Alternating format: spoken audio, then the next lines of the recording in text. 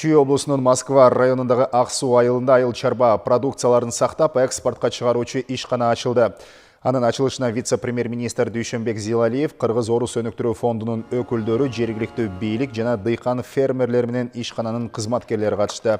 Картошка, савис, капуста, пияз, кызылча, түрттү жууп, тазалап, сорттоп сактай турган жай Кыргыз Орус өнүктүрүү фондунан 1,5 миллион доллар насыя алып курулду.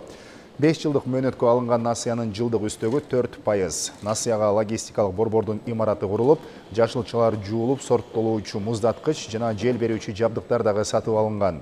Түшүм жыйноо маалында 100 жумуш орду түзүлөт. Ишкана эл аралык стандартка ылайык тармак боюнча голландиялык кеңешчилердин катышуусунда салынган.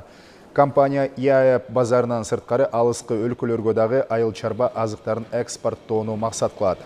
Ишкана Ысык көл, Нарын, Чүй облусунун дыйкан фермерлери өстүргөн жашылчыларды сатып алат.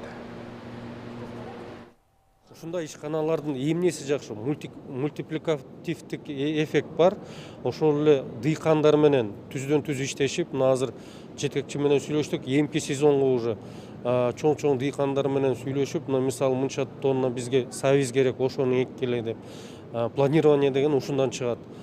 Капуста керек, жолсо картошка керек, пияз керек, мынча биз сатып алабыз деп. То есть дыйкандар үчүн дагы кепилдүү баягы сбыт болот да. Бул жерден алар дагы эксе, эртеси булар гарантированно сатып алышат. Бул абдан жакшы нерсе.